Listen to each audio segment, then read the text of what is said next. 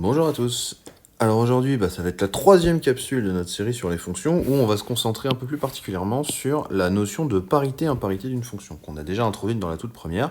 Ça va être l'occasion de refaire un petit bilan sur cette notion, alors qui n'est pas très exploitée en seconde parce il y a peu de choses et puis on la recroise pas si souvent que ça, mais c'est quand même assez important de bien comprendre ce qu'il en est. Donc pour ici, j'ai fait un petit comparatif en fait entre les fonctions paires et les fonctions impaires en mettant ce qui est en commun et ce qui différencie chacune des expressions et on conclura après sur des petits exemples pour le faire de manière algébrique, c'est-à-dire par le calcul.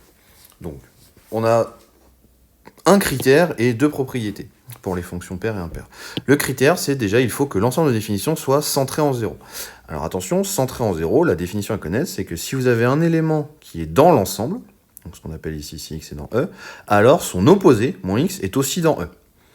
Le piège, c'est de penser que ça implique forcément que 0 soit dans l'ensemble. Or, ce n'est pas forcément le cas. Ici, à aucun endroit, on impose que 0 se trouve dans l'ensemble. Et vous verrez qu'on croisera des fonctions paires et impaires un peu plus tard dans l'année où 0 n'est pas dans l'ensemble de définition. En revanche, ce critère est commun pour fonctions paires et fonctions impaires. Maintenant, un peu plus séparément, si on fait les fonctions paires et impaires, si on regarde les propriétés de symétrie. Pour une fonction paire, la courbe doit être symétrique par rapport à l'axe des ordonnées, quand pour une fonction impaire, la courbe doit être symétrique par rapport à l'origine du repère. Donc attention, ici on a une symétrie axiale, ici on a une symétrie centrale. Ce n'est pas du tout le même type de symétrie. Mais cet aspect graphique et géométrique est bien évidemment très pratique parce que ça nous permet de conjecturer la parité ou l'imparité très rapidement en traçant la courbe à la calculatrice. Alors, ce qui est souvent un petit peu plus difficile à comprendre, c'est l'aspect algébrique. Donc l'aspect algébrique, il veut dire que pour tout x dans l'ensemble de définition, pour une fonction paire, je vais avoir f de moins x égale f de x. Autrement dit, un nombre x et son opposé vont avoir la même image. Pour une fonction impaire, ça va être un tout petit peu différent. Je vais avoir f de moins x égale moins f de x. Autrement dit, un nombre et son opposé ont des images opposées à cause de ce signe moins. Et alors surtout, ce qui est un petit peu plus délicat à comprendre, c'est ce pour tout x dans df. Pour tout x appartenant à df, ça veut dire que pour avoir la propriété voulue, cette égalité-là, ou celle-ci bien sûr, pour l'autre cas, doit être vraie pour toutes les valeurs de x dans l'ensemble de définition. Autrement dit, si on veut montrer qu'une fonction n'est pas paire ou n'est pas impaire, il faut mettre cette égalité ou celle-ci en défaut, et pour ça, il suffit de trouver un seul x qui la tombe en défaut. C'est ce qu'on appelle exactement chercher un contre-exemple. Donc autant démontrer que c'est vrai, c'est-à-dire qu'il faut faire le calcul dans le cas général pour tout x, ce qu'on va faire là, autant montrer que c'est pas vrai, ce qu'on fera là et là, il faut trouver un contre-exemple, c'est-à-dire choisir une valeur de x, faire le calcul et vérifier que ça marche pas. Donc, passons aux exemples de calcul. On va faire avec le premier ici. Donc, ma première fonction, si je regarde f de moins x, je vais obtenir 3 fois moins x au carré sur 1 plus moins x au carré. Et bon, vous connaissez les propriétés de mettre au carré. Moins x, le tout au carré, ça va donner x carré.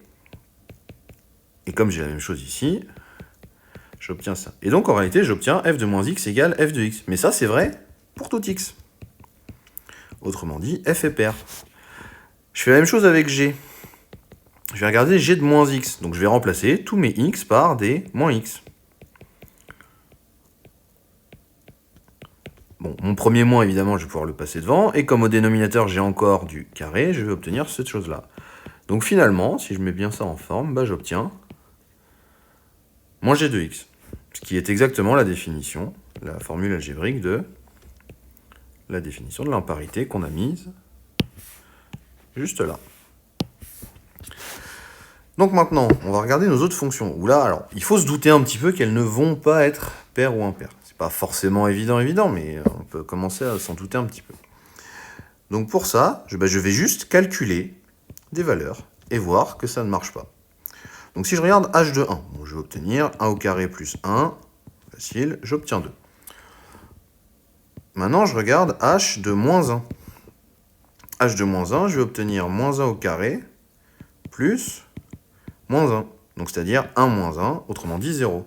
Donc d'une part, si f était paire, je devrais avoir h de moins 1 égale h de 1.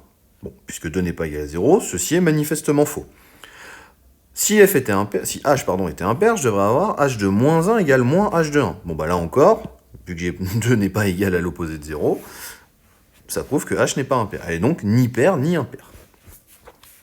On va faire exactement la même chose pour la fonction k.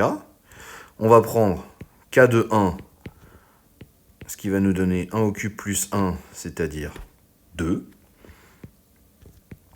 Et je vais prendre k de moins 1, donc je vais faire moins 1 au cube plus 1. Donc moins 1 au cube, c'est pareil, on fait dans sa tête, ça va nous donner moins 1. Ça va nous donner moins 1 plus 1 au total, et donc on va obtenir 0. Et bon, vous vous doutez bien, alors là c'est entre guillemets un coup de bol, j'ai deux fois les mêmes valeurs ici, donc les deux conclusions vont marcher de la même manière. Et le fait que j'ai testé 1 et moins 1 ici vient d'un choix purement arbitraire. Évidemment, si vous prenez 10, moins 10, 12, moins 12, 2,5, moins 2,5, les conclusions du calcul vont être la même. Disons que quand vous voulez faire un test comme ça et choisir un contre-exemple, autant vraiment essayer de chercher les contre-exemples les plus faciles, les plus simples à calculer. Donc souvent, il faut aller chercher avec des valeurs, voilà, 1, 2, ou pas beaucoup plus loin en général. Vaut mieux éviter 0. Surtout si votre fonction est définie en 0, parce que là, en fait, vous allez obtenir 0 à chaque fois. Donc, c'est pas très pertinent de regarder l'image de 0. Voilà. Et ceci va terminer notre petite capsule sur la parité.